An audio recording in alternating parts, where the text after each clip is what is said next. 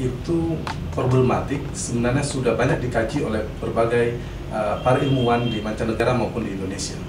Indonesia saya kira juga menjadi potret tentang sebuah kombinasi yang cukup berisiko antara presidensial dan multipartai yang sangat ekstrim ini. Singkatnya, semua orang berpikir bahwa sistem multipartai yang sangat banyak di Indonesia ini perlu disederhanakan. Tetapi menurut saya satu sisi, setelah era reformasi, kita sudah bersepakat untuk memberi kebebasan untuk mendirikan partai. Ini harus kita jamin ada kebebasan mendirikan partai politik. Tetapi di sisi yang lain, bagaimana kita memastikan agar pemerintahan juga berjalan efektif, yang presidensial ini, sistem pemerintahan presidensial ini disertai dengan jumlah partai yang juga tidak terlalu banyak. Oleh karena itu, perlu penyederhanaan partai politik. Istilah saya bukan penyederhanaan partai politik, jumlah partai pemilu boleh banyak, tetapi bagaimana kita memikirkan agar jumlah partai di parlemen menjadi lebih sedikit, misalnya 5 partai saja yang berada di parlemen, agar kegaduhan politik hubungan antara presiden dan parlemen itu lebih efektif, lebih efisien. Artinya, presiden bukan hari-hari dalam politik keseharian presiden itu bukan berhadapan dengan partai peserta pemilu, tapi partai yang berada di parlemen. Karena itu yang perlu disederhanakan adalah jumlah partai di parlemen, bukan jumlah partai di peserta pemilu. Saya kira ada beberapa langkah yang bisa kita lakukan. Yang pertama, kita perlu memikirkan untuk kemungkinan menerapkan sistem pemilu distrik. Karena pemilu distrik, sistem distrik ini terbukti di beberapa negara berhasil menciutkan jumlah partai politik. Jika kita belum siap menerapkan, sebagai alternatif kita bisa menerapkan sistem campuran. Dari 560 anggota DPR, itu separuhnya dipilih dengan sistem distrik dan separuhnya dengan proporsional. Satu sisi arah untuk menyederhanakan partai terjadi, tetapi separuhnya proporsional untuk representasi perwakilan politik juga terjadi.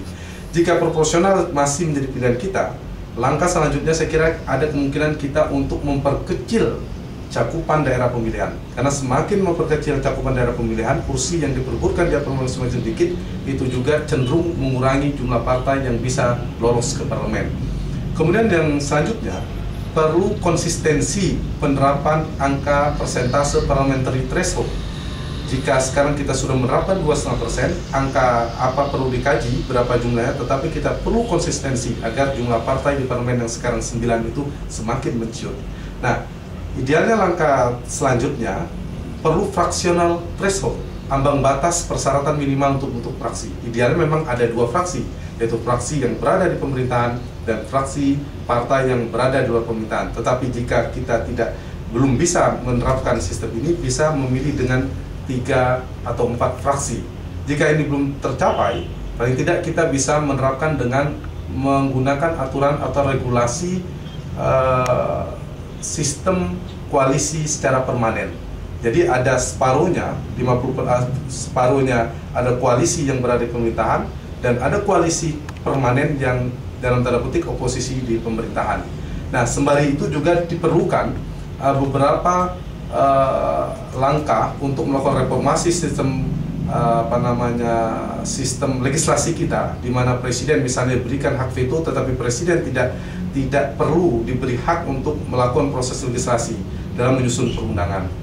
Adanya larangan rangkap jabatan bagi menteri anggota kabinet antara di partai dan di kabinet dilarang. Kemudian ada kejelasan juga saya kira penguatan fungsi DPD, sehingga DPD yang kuat dia bisa saling mengawasi antara DPR dan DPD. Sementara pemerintah, presiden sebagai eksekutif itu tidak perlu melakukan proses legislasi.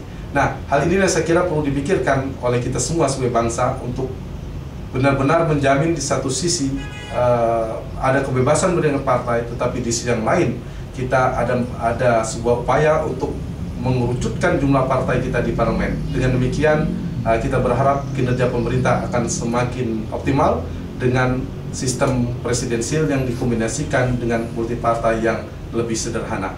Terima kasih.